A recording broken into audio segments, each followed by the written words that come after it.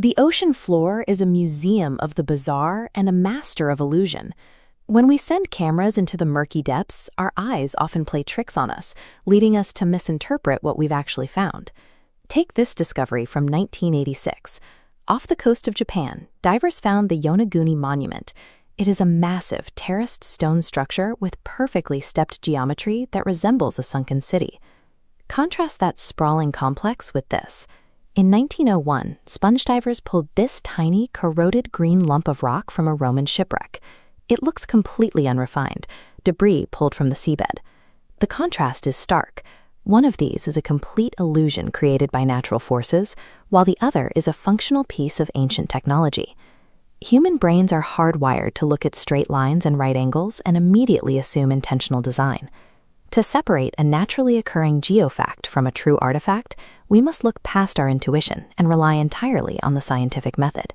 At first glance, Yonaguni makes a convincing case for architecture. The site stretches out with sharp angles, flat terraces, and channels that resemble roads. It is easy to look at these massive, uniform steps and conclude that they were carved by hand. Marine geologist Masaaki Kimura surveyed the site and proposed that it was a 10,000-year-old remnant of the lost continent of Mu. He claimed to identify castles, monuments, and even a stadium. But other geologists were not convinced. Instead of taking the shapes at face value, they applied the scientific method to test how the structure actually formed. They started with the rock itself. Yonaguni is composed of sandstones and mudstones that were deposited about 20 million years ago. Sandstone features natural parallel bedding planes, separating into flat horizontal layers. Yonaguni also sits in a highly active earthquake zone. Tectonic stress cracks the rock along vertical joints. These intersect the horizontal planes at 90-degree angles, creating a grid of geometric blocks. The final step of the illusion comes from the ocean itself. Strong underwater currents sweep through the area, pushing away the loose, fractured blocks. What remains is a solid structure that mimics a carved staircase. Yonaguni stands as a landmark of natural forces. It proves that nature, given the right materials and time, can carve geometric shapes that rival human architecture. Now let's return to the National Archaeological Museum in Athens. All the items retrieved from the Antikythera shipwreck were brought here in 1901. For 2 years, that crusty lump of rock went unnoticed, while museum staff focused on obvious treasures, like bronze statues. That changed in 1902, when an archaeologist noticed something protruding from a crack in its surface. It was a distinct, heavily engineered gear wheel.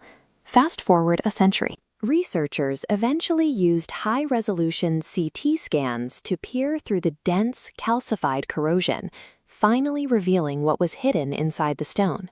They uncovered a compressed system of 37 meshing bronze gears, all packed intricately inside a space no larger than a shoebox.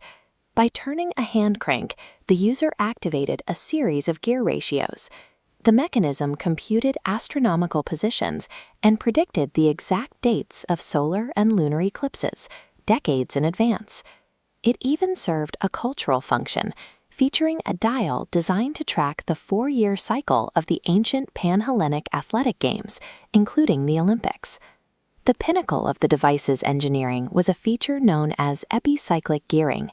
The Greeks used this advanced mechanical setup specifically to track the moon's irregular behavior. A pin on one gear slides within a slotted track on a second, offset gear. Because they have different centers of rotation, this drives the second gear faster, then slower, modeling the acceleration and deceleration of the moon's elliptical orbit. The Greeks had translated celestial mechanics into a physical clockwork model. This level of clockwork genius wouldn't appear again in human history until 14th century Europe, demonstrating that Hellenistic engineers had already solved complex mechanical problems a millennium before their successors. We are left with 2 discoveries. The massive stone structure was the work of blind earthquakes. The tiny corroded lump contained a working model of the cosmos. In these cases, the scale of the stone city initially captured more attention than the unassuming lump from the wreck. This reflects a tendency to prioritize grand visual myths over the subtle physical evidence that actually corrects our historical record. Hellenistic engineering stands on its own. We do not need myths of sunken continents when the physical reality of a 2,000-year-old computer is this sophisticated. The ocean will continue to surrender items obscured by salt and silt. It is only through the rigorous application of the scientific method that we decode these illusions to find the genuine engineering of the past.